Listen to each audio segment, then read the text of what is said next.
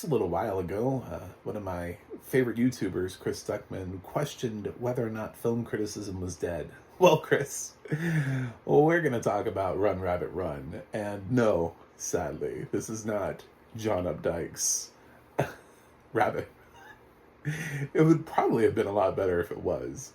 But this film is on Netflix and it has audio description. And I'm a blind film critic, so why don't you drop that subscribe and diversify your portfolio of YouTube critics. Let's get into Run Rabbit Run. This film stars Sarah Snook and some other people, and Greta Scacchi, who I remember from some stuff from back in the day, but I don't really know why. I was kind of looking at her thing, and I was like, that name's so familiar to me. But anyway, she's not in that much of it. It's basically Sarah Snook, Shiv Roy, who has not had a good year. She's lost a lot of fathers this year. She's made a lot of content where she gets to mourn the loss of a father. So we're right back to this. Might be some spoilers in this. I don't really know. I don't really care. I didn't really like this film. So we're going to talk about it and the art of criticism. I guess we could talk about like thematically why things don't work. But sometimes we have to talk about specifically why things don't work. And that's why there might be some spoilers here, because specifically there are some things that don't work. But Sarah plays Sarah, which is, I'm sure, was fun for her. She just got to walk around as a character named after herself. So, method acting. And she has a little girl named Mia, who follows her around everywhere. She also has, she has other family too. Like her mom is off in like a nursing home, assisted living, whatever they call. I don't know what they call it in England. I should say this film is British. It also has UK audio description, which is actually delicious. I love it. It made love to me with its. They use such wonderful adjectives. They they really do. She pads across the floor. I was like, ooh, she's padding across the floor. Oh my god, that's so good. She abruptly turned her head. I was like, with the abrupt. I was like, I don't know why she's abruptly turning her head here, but she abruptly turned her head. It's very descriptive. I loved it that way in terms of like the actually using the English language to describe instead of just making it like the most simplistic form of description. It is actually, the audio description here is exceptional. The film is so slow. But anyway, Sarah takes her daughter and they're living in this house, going through some old stuff. It's her dad's house. Dad's dead. Mom's off in the they took her to the old folks home, and basically this is one of those films where shit gets weird. I think my title says it's another creepy kid film, and that's kind of where this film loses me. This film is very atmospheric. This film really tries to give you the sense that shit is going to go down at any possible second. Like you're about to get it a smile, and like there's going to be jump scare after jump scare after jump scare. There's only just so long that you can comfortably hold atmosphere without a payoff. There are just so many times where you can have that shot that seems predictably like, ooh, we're going to get a horror movie. And no, we're not. Never mind. We were wrong. We were wrong about that. Or there are things that go unexplained in the film. Weird shit that happens where they're just like, nah, are you going to come back around to it? Nope, they don't. They do not come back around to it.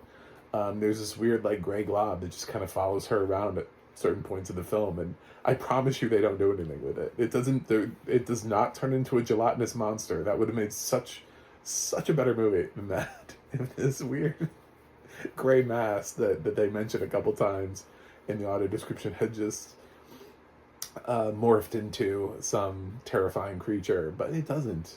It never will. It just will appear a couple times and you'll be like, what the fuck is that? I think it's symbolic for her dark passenger.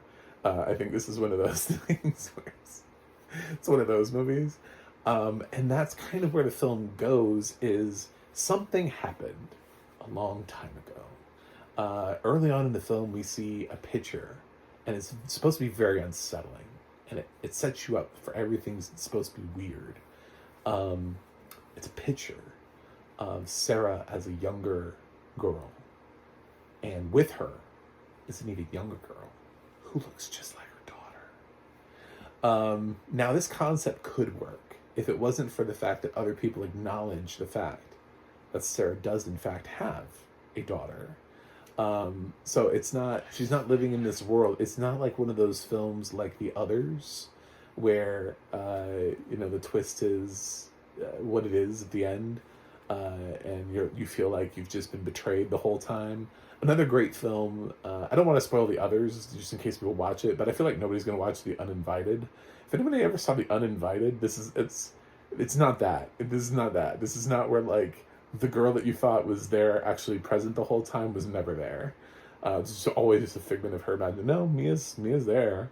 Her dad comes to the house one time. He's like banging on the door in this scene that's supposed to be super intense. And we're like, oh my God, what's going on? And meanwhile, I was like, why the fuck is he at the house? This guy never shows up at the house, and all of a sudden he's at the house banging on the door. And it never explained it. It was never like, oh my God, he's here. He was never like, you called me, or Mia called me. There's nothing that goes into that. There's no thought. There's just sort of, he's at the house. He's there. Mia's dad is at the house looking for them. Apparently he doesn't want to walk around back or anything. He's just going to bang on the door. And I guess it's an attempt. Maybe that's the attempt at scare. I have no idea. There's like maybe one jump scare in this film, but I would take 10-year-olds to see this film. I really would. Because at some point your kids, they want to start seeing scary films. They want to start seeing these films that, so that they can gauge whether or not scary films are their thing.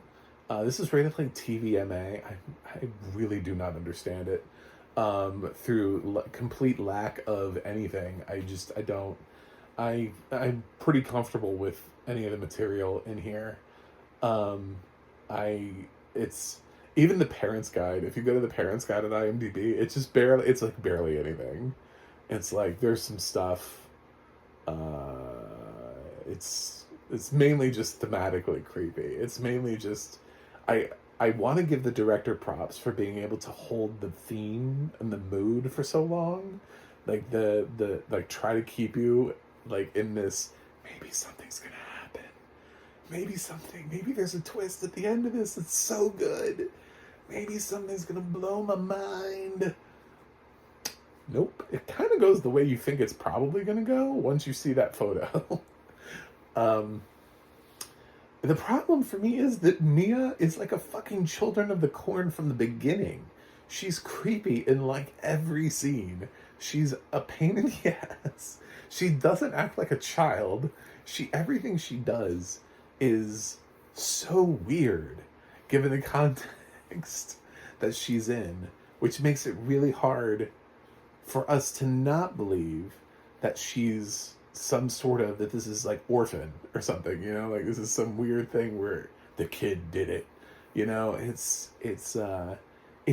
very much pulls you in on that, because she is uncannily creepy for no apparent reason whatsoever, because it makes no sense for the plot of the film, didn't make sense with the ending. There are choices that this character is asked to make, there are lines that this character is given that go nowhere and mean nothing, and they're just there to freak you out, and they don't even make sense. They're just like, they're there if there was a better film that knew what it wanted its ending to be and knew how to get there. This film doesn't know that. This is one of the worst scripts I've ever read. Like, this film does not know what it wants. It sets up for these moments where it thinks it's going to have a scare. There's this great moment too where Sarah goes to visit her mom in the hospital, and we get that shot. It was the same shot I just got in Evil Dead Rise, where the body was facing away from you, and she walks in the room, and her mother's laying on the bed facing away, I'm like, oh, this is a great jump scare moment. Please fucking give me a jump scare. Please fucking give me a jump scare. No, she just walks over to the other side of the bed, sits in a chair, and then and then she's talking to her mom, and then they go for another moment where they're like, oh my god, we're gonna get a jump scare, we're gonna get a jump scare, we're gonna get a jump scare, and she's like, the film focuses on like Sarah's like reaching in to like touch her mom's hand, and she's doing it like really slowly, but then she's interrupted by the nurse coming in the room, and then we never resume it. It's tons of that kind of thing. It's over and over and over and over. It makes me think Sarah Snook can't read scripts, because the only reason she's in this film must have been because somebody paid her either a ton of money or she's illiterate. One of two things, because there's no way she read the script and was like, this is at my caliber. This is what I need coming out of Succession. This is going to make me a star. This is the kind of shit that, like, when Renee Zellweger and Matthew McConaughey signed on to that Texas Chainsaw movie that they tried to have buried for years. This is like that kind of stuff that you take on early in your career before you think you're famous, and then it comes back around to haunt you. This is Don's Plum. This is like this is like that level of baffling life choices. I'm sure this film was shot to Shudder, and Shudder was like, no, we make scary films here. This film is dull, boring, and stupid, and please take it away now. So please get this out of here. I can't praise it for anything other than Sarah's acting. I thought Sarah was really good the whole film. I can't really praise the girl because I don't know what the fuck her character was told to do. It doesn't make any sense. Like, was she supposed to be two different characters? Like, were we supposed to know? Because she kind of just plays a Children of the Corn the entire film for no reason, just other than the fact that the script is just poorly written. And it gives her this Children of the Corn thing. And I know that this is like one of those unpacking grief things and trying to get a memory out that you've forced yourself to forget type of films. And I guess somebody's going to come around and be like, well, you didn't understand it because it plays with reality and stuff. And it's like, no, it doesn't play with reality. There are other people. That's true in films with limited cast. That's true in a film where it's just Sarah and Mia. Do you know what I'm saying? Dad's dead. Sarah and Mia go out in the middle of nowhere and they process their grief. Nobody else shows up. But the fact that they interact with all these other characters who clearly acknowledge Mia's presence, who clearly acknowledge the fact that she exists as a human being, that Sarah does actually have a daughter, that there is a granddaughter. It is not, that this is not what the film is suggesting. I'm trying not to reveal the actual ending of this film. That it's not that, that this is not what that is. She's not an apparition. She's a real person. She's actually there. And just, I guess her mom is just mentally unstable. I don't know. But the fact that the dad shows up in the house, you know what? There wouldn't be a dad showing up at the house looking for Mia if Mia didn't fucking exist. You know what I'm saying? Like, there wouldn't be this other character. She's not fever dreaming the fact that she had a fucking husband who fathered a child and showed up at her house and just starts banging on her door. Like, that's not, I'm sorry, it has nothing to do with processing your grief. So this is a mess of a film.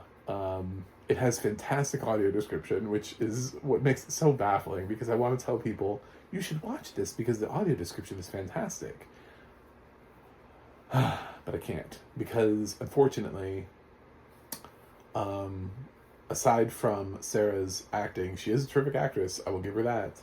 And honestly, I don't really have that big of a problem with the rest of the cast. I don't think anybody's doing bad acting. I just don't know what their direction is given. Their characters just don't make any sense because the script is terrible. This is one of those things, I keep thinking about this from like the Writers Guild strike perspective. And I'm like, whoever this writer is can stay on strike. I don't need you anymore. Hollywood does not need you. You wrote a script. It was terrible. Please go away. Go do something else. Go work at Starbucks. You tried. You attempted. You tried. You have a movie. It's on Netflix. Congratulations. You can check it off your bucket list. But please don't write any more scripts because you're not capable of doing so.